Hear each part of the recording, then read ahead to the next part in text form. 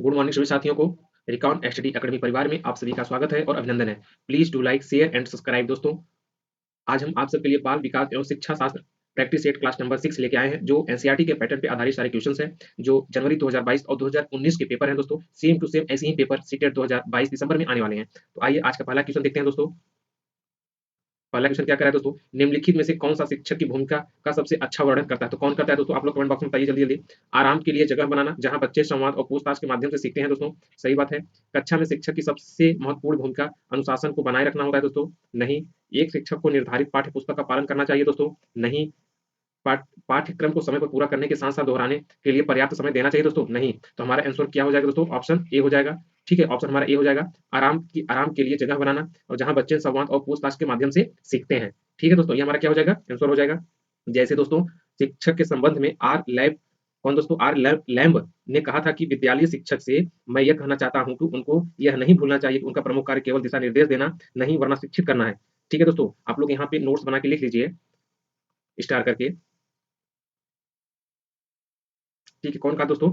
शिक्षक के संबंध में शिक्षक के संबंध शिक्षक के संबंध में कौन दोस्तों वैज्ञानिक थे? R Lamb. कौन दोस्तों? R Lamb. कौन दोस्तों? R Lamb. शिक्षक के संबंध में आर लैम्ब ने कहा कि क्या कहा दोस्तों? कहा कि उनको यह नहीं भूलना चाहिए कि उनका प्रमुख कार्य केवल दिशा निर्देश देना नहीं, वरना शिक्षित है। इस प्रक्रिया में कक्षा में उपयुक्त आरामदायक माहौल बनाना शिक्षक का दायित्व है, जहां छात्र परस्पर संवाद एवं पूछताछ के माध्यम से सीखते हैं। ठीक है दोस्तों, कौन दोस्तों? आर लैम्ब ने कहा था कि शिक्षक के संबंध में विद्यालय शिक्षक से मैं यह कहना चाहता हूँ कि उनको यह नहीं भूलना चाहिए कि उनका प्रमुख कार्य केवल दिशा निर्देश देना नहीं है। ठीक है दोस्तों, अगला क्वेश्चन देखते हैं। अगला क्वेश्चन क्या है? निम्नलिखित में से कौन सी कक्षा समृद्ध शिक्षा को प्रोत्साहित करती है? तो कौन शिक्षा समृद्ध क्या दोस्तों? समृद्ध शिक्षा को प्रोत्साहित करती है। तो कौन हो जाएगा दोस्तों आंसर? पाठ्य पुस्तक सामग्री द्वारा संचालित, संरचित और योजनाबद्ध अधिगम वाली कक्षा होती है। दोस्तों, नहीं होती है।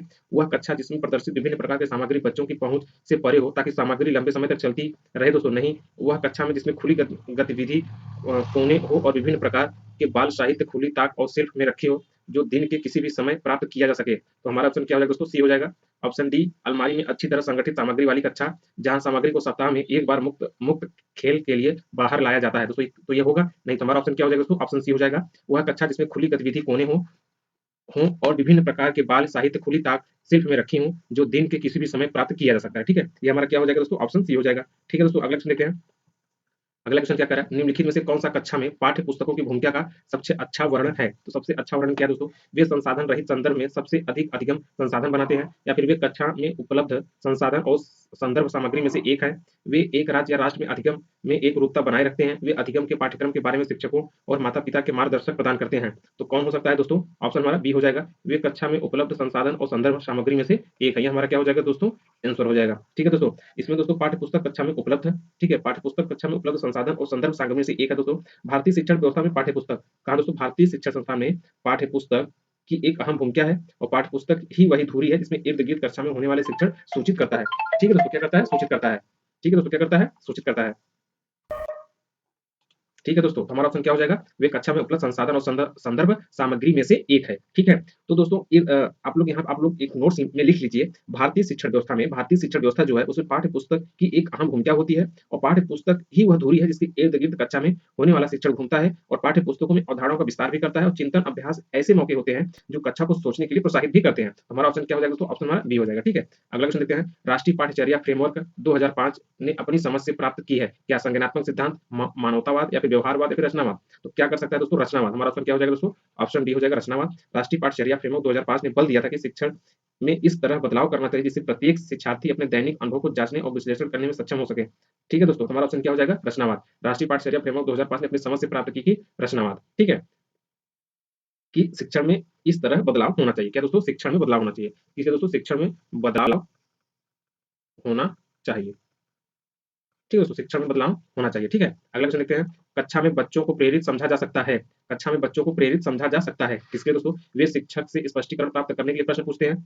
ठीक है, वे अच्छी तरह से वर्दी पहने और स्कूल आते हैं। नहीं। वे कक्षा अनुशासन बनाए रखे। नहीं। वे सभी उपस्थिति में नियमित है। नहीं। वे शिक्षक से स्पष्टीकरण प्राप्त करने के लिए प्रश्न पूछते हैं। हमारा आंसर क्या हो जाएगा? ऑप्शन ए हमारा आंसर हो जाएगा। ठीक है दोस्तों, अगला क्वेश्चन देखते हैं। निम्नलिखित में से कौन सा बच्चों में अधिगम में सुधार करने के लिए सबसे अधिक उपयुक्त है? तो सबसे अधिक उपयुक्त क्या है दोस्तों? शिक्षक को वास्तविक जीवन और स्थितियों पर बच्चों को एक दूसरों के साथ बातचीत करने में मदद मदद करनी चाहिए दोस्तों, यस। नियमित मूल्यांकन परीक्षा आयोजन की जानी चाहिए, नहीं। शिक्षक को विभिन्न उदाहरणों और मित्रों का उपयोग करके विषय की व्याख्या करनी चाहिए, नहीं। कक्षा में सभी प्रकार की शिक्षण सामग्री होनी चाहिए दोस्तों, नहीं। तो हमारा आंसर क्या हो जाएगा दोस्तों, ऑप्शन हमारा ए हो जाएगा, ठीक है, हमारा आंसर हो जाएगा, ठीक है दोस्तों। अगला क्वेश्चन देखते हैं। अनुशासन है जो अधिगम वातावरण अनुशासन ने जो अधिगम वातावरण में एक महत्वपूर्ण भूमिका निभाता है, किस तरह की मदद करता है? तो किस तरह की मदद करता है दोस्तों, आप लोग कमेंट बॉक्स में बताइए। बच्चों को उनके पाठ रट कर याद करने में करता है दोस्तों, नहीं। बच्चों को अपनी शिक्षा को विनियमित और मॉनिटर करने के लिए दोस्तों यह करता है दोस्तों, यस। बच्चों को अपनी शिक्षा में विनियमित मॉनिटर करने के लिए, चुप्पी साधे रहने के लिए, नहीं। शिक्षकों को निर्देश देने के लिए, नहीं। तो हमारा ऑप्शन क्या हो जाएगा दोस्तों, ऑप्शन हमारा बी हो जाएगा, ठीक है। तो आप लोग प्लीज यहाँ नोट्स में लिख लीजिए, रायबर्न के अनुसार दोस्तों, यहाँ आप लोग नोट्स में लीजिए। रायबर्न एक वैज्ञानिक है दोस्तों,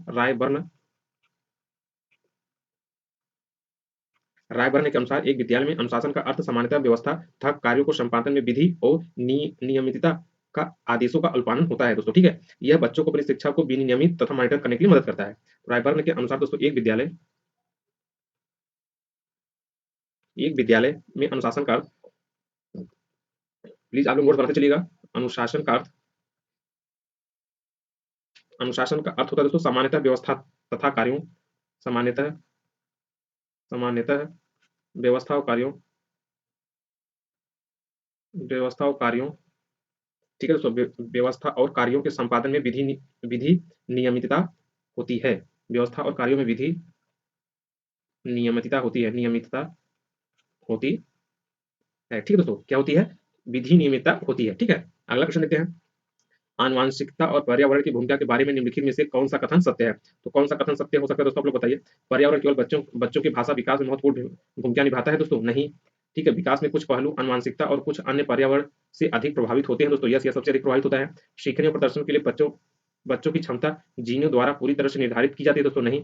अच्छी देखभाल और पौष्टिक आहार बच्चों के किसी भी जन्मजात विकार को दूर कर सकता है, नहीं। तो हमारा ऑप्शन क्या हो जाएगा दोस्तों, बी हमारा ऑप्शन हो जाएगा, ऑप्शन नंबर बी हमारा आंसर हो जाएगा, ठीक है, ये हमारा क्या हो जाएगा, आंसर हो जाएगा, ठीक है। अगला क्वेश्चन देखते हैं।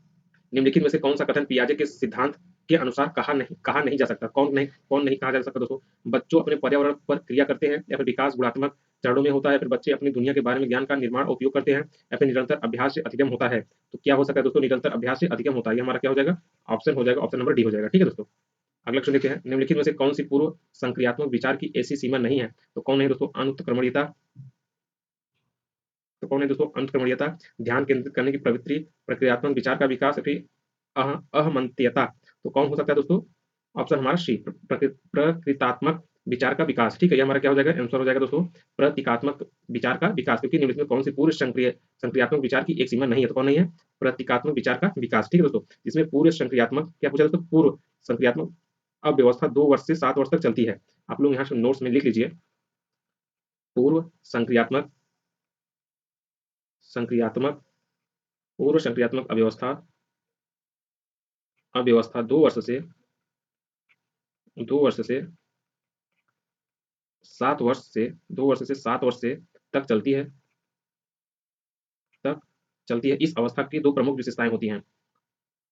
इस अवस्था, प्लीज आप लोग इसको नोट्स में लिख लीजिएगा। इस अवस्था की दो प्रमुख विशेषताएं होती हैं विशेषताएं होती दो विशेषताएं होती हैं, ठीक है दोस्तों। प्रथम संवेदी गामक संगठन का समर्थन तथा दूसरा कार्यों का आत्मीकरण का आरंभ, जिससे संक्रियात्मक का निर्माण होने लगे, और साथ ही इस अवस्था में संज्ञानात्मक कार्यों की प्रादुर्भाव तथा भाषा का प्रयोग भी होता है, और प्रकृतात्मक विचार का विकास और पूर्व में संक्रियात्मक विचार का एक सीमा नहीं है दोस्तों, ठीक है। तो क्या हो जाएगा दोस्तों, इसमें पूर्व संक्रियात्मक अवस्था दो वर्ष से, ठीक है, 2 वर्ष से 7 वर्ष तक चलती है। इस अवस्था की दो प्रमुख विशेषताएं होती हैं, ठीक है। प्रथम जो होता है संवेदी गामक, प्रथम कौन होगा दोस्तों, संवेदी गामक होगा, ठीक है, का समर्थन था। दूसरा कार्यों के आत्मीकरण, दूसरा होगा दोस्तों कार्यों का आत्मीकरण,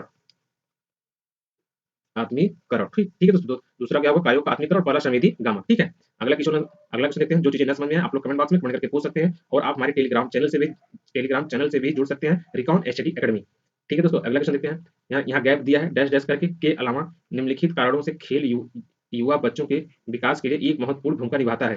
तो हमारा आंसर क्या क्या हो जाएगा दोस्तों, आप लोग बताइए। वे नए कौशल हासिल करते हैं और सीखते हैं कि उन्हें कब उपयोग किया जाए। वे अपने शरीर का निपुणता प्राप्त करते हैं। यह उनकी इंद्रियों को उत्तेजित करता है। यह समय बिताने का एक सुखद तरीका है। तो क्या हो सकता है दोस्तों, अपन एक यह समय बिताने का एक सुखद तरीका है। ऑप्शन क्या होगा हमारा, ऑप्शन हमारा डी होगा, ये हमारा क्या हो जाएगा, आंसर हो जाएगा, ठीक है। ऑप्शन डी हमारा आंसर हो जाएगा, ठीक है। अगला क्वेश्चन देखते हैं। निम्नलिखित में से कौन सा प्रश्न बच्चों को गंभीर रूप से सोचने के लिए आमंत्रित करता है। तो कौन सबसे दोस्तों करता है? विभिन्न तरीकों से हम इसके कैसे हल कर सकते हैं? तो कैसे हल कर सकते हैं दोस्तों? क्या आप इस उत्तर जानते हैं? सही जवाब क्या है? इसी तरह स्थिति के बारे में सोच सकते हैं। तो हमारा ऑप्शन क्या हो जाएगा दोस्तों? विभिन्न तरीकों से हम इसे कैसे हल कर सकते हैं। तुम्हारा ऑप्शन क्या हो जाएगा? ये हो जाएगा। पहले आप लोग ध्यानपूर्वक क्वेश्चन को पढ़ा करिए, तब आंसर दिया करिए, ठीक है? क्या करें? प्रश्न बच्चों को गंभीर रूप से सोचने के लिए आमंत्रित करता है। कौन करता है? विभिन्न तरीकों से हम इसे कैसे हल कर सकते हैं। ठीक है, तुम्हारा आंसर क्या हो जाएगा? ऑप्शन ए हो जाएगा। ठीक है दोस्तों। और दोस्तों इसमें जो है अलग-अलग आयामों पर गंभीरता से विचार करने की आवश्यकता होती है। इस प्रकार छात्र को एक ही प्रश्न को अलग-अलग तरीके से हल करने के लिए कहा जाए, तो उसकी सोचने की शक्ति बढ़ जाती है। जीन पियाजे ने इसे मूर्त संक्रियात्मक अवस्था 7 वर्ष से 11 वर्ष तक कहा है। ठीक है दोस्तों, यहाँ पे आप लोग नोट्स में लिख लीजिएगा, नोट्स में लिख लीजिए कि एक प्रकार एक प्रकार के छात्र को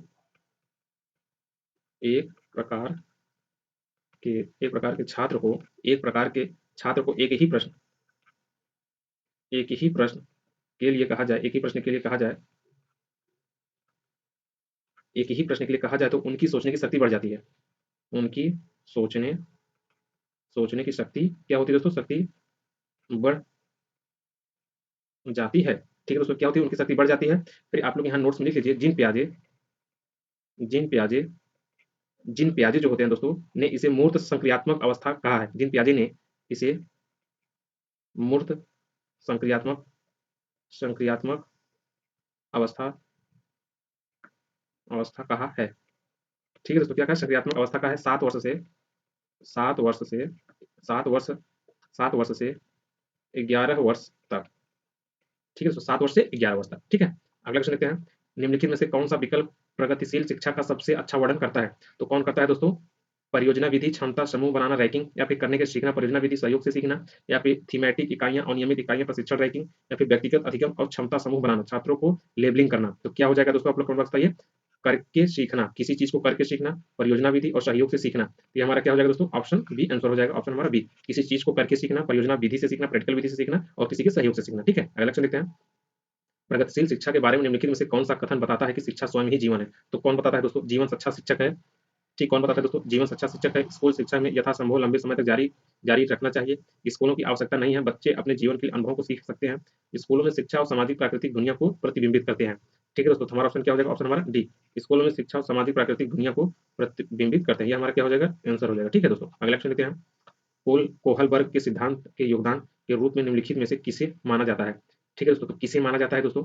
उनका विश्वास है कि बच्चे नैतिक दार्शनिक हैं। ठीक है, तो क्या हो सकता है? दार्शनिक हो सकता है? नहीं हो सकता। उनके सिद्धांत ने संज्ञानात्मक परिपक्वता और नैतिक परिपक्वता के बीच सहयोग का वर्णन या फिर सहयोग का समर्थन किया। तो हमारा ऑप्शन क्या हो जाएगा दोस्तों? बी हो जाएगा। हमारा ऑप्शन क्या हो जाएगा? ऑप्शन हमारा बी हो जाएगा। ठीक है, अगला क्वेश्चन देखते हैं। निकटवर्ती विकास का क्षेत्र संदर्भित करता है, तो किसमें करता है दोस्तों? आप लोग जल्दी कमेंट बॉक्स में बताइए किसमें करता है? उसे सीखने के बिंदु को जब सहयोग वापस लिया जा सकता है, नहीं। उस चरण को जब अधिकतम विकास संभव है, नहीं। उस विकासात्मक चरण को जब बच्चा सीखने की पूरी जिम्मेदारी लेता है, नहीं। एक संदर्भ को जिसमें बच्चे सहयोग को सही स्तर के साथ कोई कार्य लगभग स्वयं कर सके। तो हमारा ऑप्शन क्या हो जाएगा दोस्तों? ऑप्शन हमारा डी हो जाएगा। ये हमारा ऑप्शन नंबर डी हो जाएगा, हमारा आंसर हो जाएगा। ठीक है, अगला क्वेश्चन देखते हैं। एक उभयलिंग व्यक्ति क्या क्या हो सकता है दोस्तों? समाज में प्रचलित रूढ़िवादी लिंग और भूमिकाओं का पालन करता है दोस्तों? नहीं, यह नहीं करता। स्त्री लक्षणों पुरुषों को संदर्भित करता है, नहीं। में आमतौर पर माने गए मर्दाना और स्त्री गुणों का समायोजन होता है दोस्तों, यस। ये हमारा आंसर क्या हो जाएगा? सही आंसर हो जाएगा। ठीक है, में दृढ़ और अहंकारी होने की आदत है, नहीं। तो हमारा ऑप्शन क्या हो जाएगा दोस्तों? ऑप्शन हमारा सी हो जाएगा। उभय लिंग व्यक्ति में आमतौर पर माने गए मर्दाना और स्त्री गुणों का समायोजन होता है और इनका शरीर औरत और मर्द दोनों जैसा होता है। ठीक है दोस्तों, इनका शरीर कैसा होता है? आप लोग नोट्स लिख लीजिए। इनका शरीर इनका शरीर और मर्द दोनों जैसा होता है, दोनों जैसा होता है। ठीक है दोस्तों, अगला क्वेश्चन देखते हैं। बच्चों को छोड़कर अन्य सभी के द्वारा लिंग भूमिकाएं ग्रहण करते हैं, कौन? ट्यूशन, मीडिया, सामाजिकरण, संस्कृति। तो कौन करता है दोस्तों? आप लोग कमेंट। तो क्या हो जाएगा दोस्तों इसका आंसर? बच्चों को छोड़कर अन्य सभी के द्वारा लिंग भूमिकाएं ग्रहण करते हैं, ट्यूशन, सामाजिकरण, मीडिया, संस्कृति। ठीक है दोस्तों, तो क्या हो जाएगा? आप लोग कमेंट बॉक्स में जल्दी जल्दी बताइए। क्या हो जाएगा दोस्तों? ट्यूशन हो जाएगा। क्या हो जाएगा दोस्तों? ट्यूशन। ठीक है, क्या हो जाएगा? ट्यूशन। ठीक है, बच्चा अपने परिवेश से बहुत कुछ सीखता है दोस्तों, जैसे सामाजिकरण तथा भाषा। समाज में लिंग विशेष की भूमिकाएं निर्धारित हैं। उदाहरण के लिए लड़कों एवं लड़कियों को विशिष्ट कपड़े पहनने चाहिए। ठीक है, मतलब लड़कों और लड़कियों को अलग अलग कपड़े पहनने चाहिए। इस लिंग विशेष कार्य के लिए बच्चा मीडिया, सामाजिकरण तथा संस्कृति से लिंग भूमिकाएं ग्रहण करता है दोस्तों। ठीक है, तो बच्चा अपने परिवेश में बहुत कुछ सीखता है दोस्तों, इस सामाजिकरण तथा भाषा। ठीक है, अगला क्वेश्चन देखते हैं। मानकृत परीक्षणों की आलोचनाओं में से एक यह है कि क्या हो सकता है इसका आंसर? आप लोग कमेंट बॉक्स में बताइए। वे अपने बच्चों की क्षमता की स्पष्ट तस्वीर नहीं देते हैं दोस्तों, नहीं, वे मुख्य रूप से मुख्य धारा की संस्कृति का प्रतिनिधित्व करते हैं और इसलिए पक्षपाती होते हैं। तो हमारा आंसर क्या हो जाएगा दोस्तों? ए हो जाएगा। ठीक है, हमारा आंसर क्या हो जाएगा दोस्तों? ए हो जाएगा। ठीक है, अगला क्वेश्चन देखते हैं। एकाधिक बुद्धिमानी का सिद्धांत कहता है, क्या कहता है? प्रभावी अध्यापन के द्वारा बुद्धि बढ़ाई जा सकती है, बुद्धि तेजी से बढ़ाई जा सकती है, बुद्धि कई प्रकार से हो सकती है, पेपर पेंसिल प्रशिक्षण सहायक नहीं है। तो हमारा आंसर क्या हो जाएगा दोस्तों? बुद्धि कई प्रकार की हो सकती है। तो हमारा ऑप्शन क्या हो जाएगा दोस्तों? बुद्धि कई प्रकार की हो सकती है। हमारा आंसर क्या हो जाएगा? ऑप्शन नंबर सी हमारा आंसर हो जाएगा। ठीक है, एकाधिक बुद्धि का सिद्धांत यह कहता है कि दोस्तों, एकाधिक क्या पूछा है? एकाधिक, एकाधिक जो होता है, ठीक है, एकाधिक पूछा है। तो एकाधिक बुद्धि का सिद्धांत यह कहता है कि बुद्धि कई प्रकार की होती है। बहुबुद्धि का सिद्धांत हार्वर्ड गार्डनर द्वारा प्रस्तुत किया गया दोस्तों। ठीक है, तो बुद्धि कई प्रकार की होती है दोस्तों। ठीक है, बुद्धि कई प्रकार की हो सकती है या फिर होती है। तो बहुबुद्धि, आप लोग यहाँ प्लीज नोट्स में लिख लीजिएगा। बहुबुद्धि, बहुबुद्धि का सिद्धांत, बहुबुद्धि का सिद्धांत हार्वर्ड गार्डनर, कौन दोस्तों? हार्वर्ड गार्डनर, हार्वर्ड गार्डनर है। कौन दोस्तों? हार्वर्ड गार्डनर है, के द्वारा प्रस्तुत किया जाता है, के द्वारा प्रस्तुत किया जाता है। ठीक है, प्रस्तुत किया जाता है। ठीक है दोस्तों, अगला क्वेश्चन देखते हैं। शिक्षक सीखने के लिए मूल्यांकन और सीखने के मूल्यांकन दोनों का उपयोग कर सकता है। तो हमारा आंसर क्या क्या हो जाएगा दोस्तों? बच्चों की प्रगति की निगरानी करने और उनके सीखने के अंतराल को भरने के लिए उचित लक्ष्य निर्धारित करते हैं, नहीं, बच्चों की प्रगति और उपलब्धि स्तर को जानने में दोस्तों, आप लोग कमेंट बॉक्स में बताइए क्या हो जाएगा दोस्तों? बी, बच्चों की प्रगति और उपलब्धि स्तर को जानने में, बच्चों को सीखने की जरूरतों को जानने और तदनुसार शिक्षण रणनीति का चयन करने में दोस्तों, नहीं, आवधिक अंतरालों पर बच्चों के प्रदर्शन का आकलन करने और उसके प्रदर्शन को प्रमाणित करने में, नहीं। तो हमारा आंसर क्या हो जाएगा दोस्तों? ऑप्शन हमारा बी हो जाएगा, बच्चों की प्रगति उपलब्धि स्तर को जानने में। ठीक है दोस्तों, अगला क्वेश्चन देखते हैं। निम्नलिखित में से कौन सा सतत व्यापक मूल्यांकन से संबंधित नहीं है? तो कौन हो सकता है दोस्तों? यह बच्चों को धीमे, खराब या बुद्धिमान के रूप में चिन्हित करने में उपयोगी होता है। सही बात है। तो दोस्तों, सतत और व्यापक मूल्यांकन से संबंधित नहीं, कौन है? बुद्धि, खराब या बुद्धिमान के रूप में चिन्हित करने की उपयोगी होता है। ठीक है, अगला क्वेश्चन देखते हैं। बच्चों की प्रतिभाशालीनता के कारण क्या हो सकता है दोस्तों? कमेंट बॉक्स में जल्दी जल्दी बताइए क्या हो सकता है? एक आनुवंशिक दिनचर्या होगा, नहीं, आनुवंशिकता और वातावरण के बीच एक अंतःक्रिया है दोस्तों। ऑप्शन हमारा बी हो जाएगा, एक संसाधन और समृद्ध वातावरण, नहीं, सफल माता पिता, नहीं। तो हमारा ऑप्शन क्या हो जाएगा? बी हो जाएगा, आनुवंशिकता और वातावरण के बीच एक अंतःक्रिया होती है। ठीक है दोस्तों, इस संबंध में 1977 में मनोवैज्ञानिक कार्ल्टन ने एक अध्ययन किया था। प्लीज आप लोग यहाँ यहाँ नोट्स बना के लिख लीजिए। इस संबंध में दोस्तों, इस संबंध में इस संबंध में दोस्तों 1977 का दोस्तों 1977 में मनोवैज्ञानिक गाल्टन, कौन दोस्तों? मनोवैज्ञानिक गाल्टन ने एक अध्ययन किया था, एक अध्ययन किया था। ठीक है दोस्तों, क्या किया था? एक अध्ययन किया था और उन्होंने पाया कि व्यक्तिगत भिन्नता आनुवंशिकता का परिणाम है। क्या दोस्तों? व्यक्तिगत भिन्नता, व्यक्तिगत भिन्नता आनुवंशिकता, आनुवंशिकता, आनुवंशिकता का दोस्तों परिणाम है। ठीक है दोस्तों, ठीक है, हमारा आंसर क्या हो जाएगा? आनुवंशिकता वातावरण के बीच एक अंतःक्रिया। इस संबंध में 1977 में मनोवैज्ञानिक गाल्टन एक अध्ययन किया था जो व्यक्तिगत भिन्नता और आनुवंशिकता का परिणाम है। ठीक है, अगला क्वेश्चन देखते हैं। अगला क्वेश्चन क्या करा? सामाजिक आर्थिक रूप से वंचित पृष्ठभूमि में आने वाले बच्चों को कक्षा के माहौल की आवश्यकता होती है, जो क्या हो सकता है? बच्चों को उनकी क्षमताओं के आधार पर वर्गीकृत करता है या फिर उन्हें अच्छा व्यवहार सिखाता है, उनको सांस्कृतिक और भाषाई ज्ञान को महत्व देता है तथा उनका उपयोग करता है, उनकी भाषा का उपयोग के हतोत्साहित करता है तथा ताकि वो मुख्य धारा की भाषा सीख सके। तो क्या हो जाएगा दोस्तों? ऑप्शन हमारा सी, उनके सांस्कृतिक और भाषाई ज्ञान को महत्व देता है तथा उनको उपयोग करता है। ये हमारा क्या हो जाएगा? आंसर हो जाएगा। ठीक है दोस्तों, अगला क्वेश्चन देखते हैं। कक्षा में सृजनात्मक और प्रतिभाशाली बच्चों के लिए आवश्यक हस्तक्षेप निर्भर करता है। ठीक है दोस्तों, तो क्या हो जाएगा दोस्तों? उन्हें अन्य बच्चों को पढ़ाने की जिम्मेदारी देने पर होता है, नहीं, शिक्षक द्वारा अनुकूलित प्रेरक निर्देशन तरीके के उपयोग पर होता है। ऑप्शन हमारा क्या हो जाएगा? ऑप्शन हमारा बी हो जाएगा। ठीक है, तो ये हमारा आंसर हो जाएगा। ठीक है, ये हमारा क्या हो जाएगा? आंसर हो जाएगा, शिक्षक द्वारा अनुकूलित और प्रेरक निर्देशन तरीकों के उपयोग पर होता है। ठीक है, अगला क्वेश्चन देखते हैं दोस्तों। अति संवेदनशील बच्चों को सीखने में मदद करने के लिए निम्नलिखित में से कौन सा तरीका उपयुक्त तरीका नहीं है? तो कौन सा उपयुक्त तरीका नहीं हो सकता दोस्तों? आप लोग कमेंट बॉक्स में जल्दी बताइए कौन तरीका नहीं हो सकता है?